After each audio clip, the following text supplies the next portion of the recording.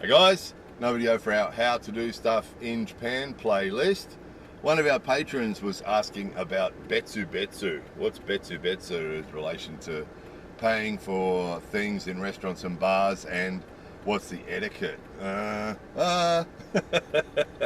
That's a big topic. So some of that stuff has been covered in the How to Do Stuff in Japan book that we did, and there is some similar stuff on the How to Do Stuff in Japan playlist, but the Betsu thing basically means pay separately. So it's going to depend. It's going to depend on the type of establishment that you're in, that you're eating in or drinking in, and it's going to really depend on who you're with and the nature of the relationship that you have with the people that you're with. So, for example, if it's been made quite clear that you're in this place as a person's guest and they're going to be paying for you, that it's their shout, their ogori, then it won't be an issue if that's quite clear that that's the situation. And then it's going to vary on different types of establishments. So for example, family restaurants and restaurant chains, usually they will have your bill will be at your table from when they bring the first order. So they bring the first order and they put down the bill, and then if you order anything else, they'll take away your old bill and add another bill to it. So there's sort of a running total all the time on the little pieces of paper at your table.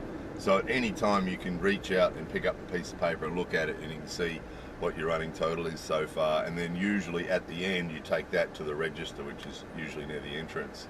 So that's sort of the modern way that things are done. The old style that you'll still get in izakaya and places like that is usually they'll keep a running total at the register.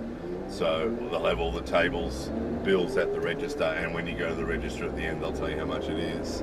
So it depends on what sort of place you're at, and then it depends on the sort of relationship you got to people. If the bill is being kept at the regi, or even if it's not, what you can do is sometimes they'll say, okay, let's work it out here, and you'll sit at the table and work out how much yours was. So, you know, I had this and I had that and I had that, and that's about 3,000 yen. And then you give someone, whoever it is that's paying, your share. Sometimes the people do that sitting at the table, work it all out at the table. And that's the Betsu, that's the paying separately thing. Or where it usually gets spoken about is when you get to the register sometimes. And what they'll do is that you get to the register and you say to the staff, Betsu kudasai, Betsu de onegaishimasu. And the staff will do it, and quite often they have registers that do it. So they've got this, maybe you've had 10 people, and the 10 people have all ordered different things. And you say Betsu de kudasai, and the staff, and the first person in your group steps up and says, I had the noodles and the beer and the this and this, and the staff member will put that in, and it'll come up the total, and they'll give you your receipt, and then the next person steps up. And quite often the modern establishments have registers that will do that are especially set up to be able to divide bills up into Betsu, which is sort of interesting, isn't it? Because there's some countries, if 10 people walked up to the register at the end and said we want to pay separately, the people would say, sorry, you're one group, you can't pay separately. But quite often here you can.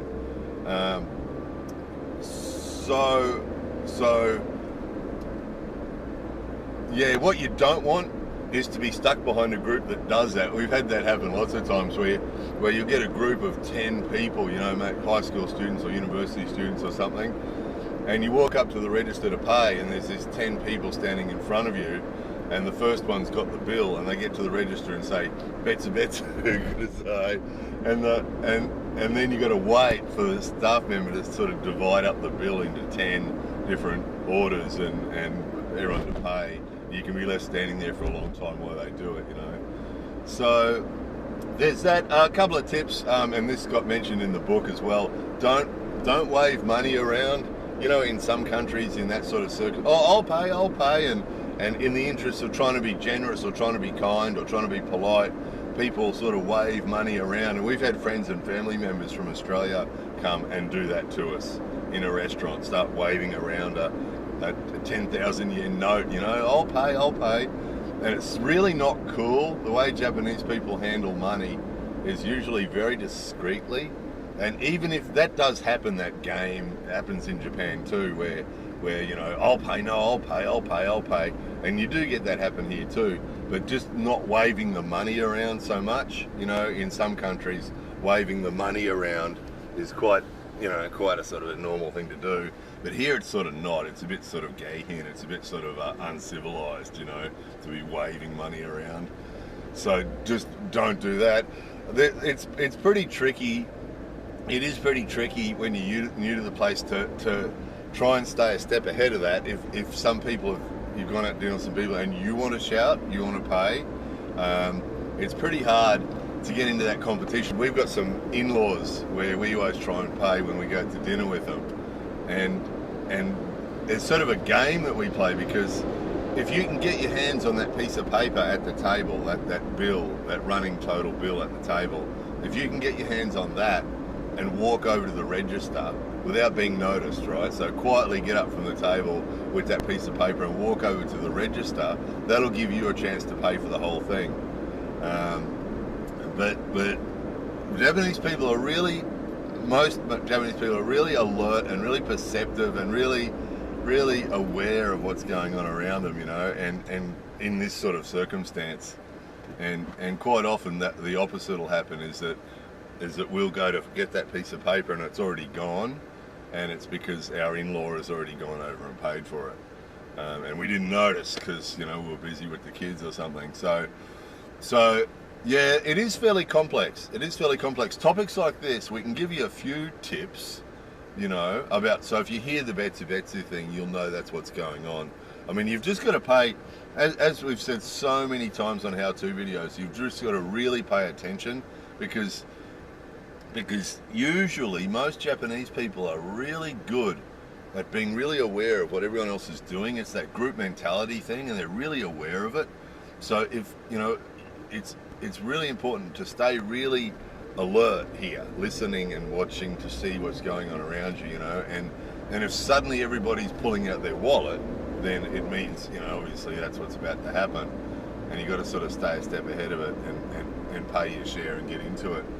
So it is fairly complex. It is fairly complex, and then of course, because it's Japanese society, there's that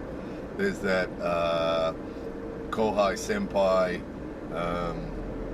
complication as well, with different people, with different. There's usually a leader, and you'll often hear that there's a pizza party on Saturday. You know, 5 of us are going to a restaurant for pizza.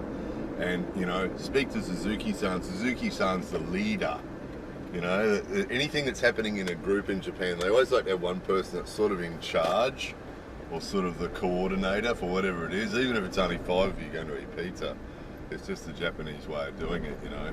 And that person usually dictates, you know, how it's going to happen and how you're going to pay and who's paying and all that sort of stuff. So yeah, the Betsu, paying separately. Ishoni is the together thing. So sometimes the staff will ask, you know, Ishoni, Betsu, and you tell them if you're paying together or you're paying separately. We try to avoid the Japanese lesson thing. You know, as we've always said, it's better to learn Japanese from a Japanese person than to learn it from an Australian or an American or somebody else. But just these tips, it's related more to the culture than it is to the language. So if you hear the Betsu, you'll know what's going on. If you hear the Ishoni, then you'll know that it's being paid for together. But it is really complex, like a lot of these things. It takes time to learn, to pick up the subtleties and what's going on, and then there's the variation too of the different venues. You know, some venues you can't pay separately. Some old style ones, and if you want to divide the bill up, then you got to do it at the table yourselves. So I had this and I had that. Well, that's 2,000 yen, and you know, Suzuki-san's 1,000 yen, and put it all together. So anyway, those who haven't checked out the How to Do Stuff in Japan playlist, check it out, because there's a lot of videos on there that we've made over the last 10 years, and these sort of topics sort of roll into each other too.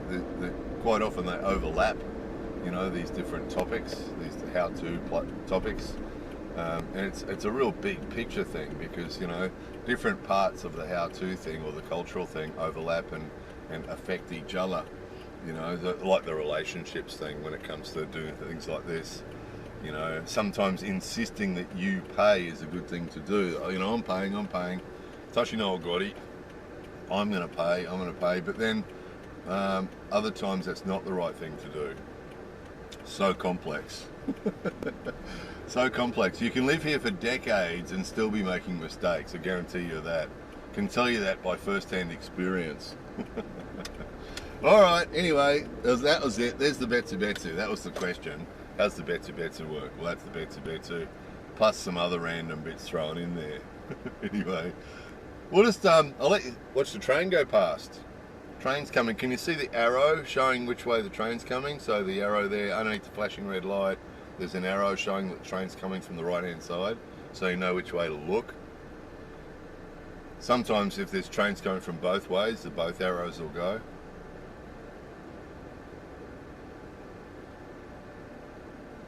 Anyway, I'll leave you to watch the train. More videos coming soon.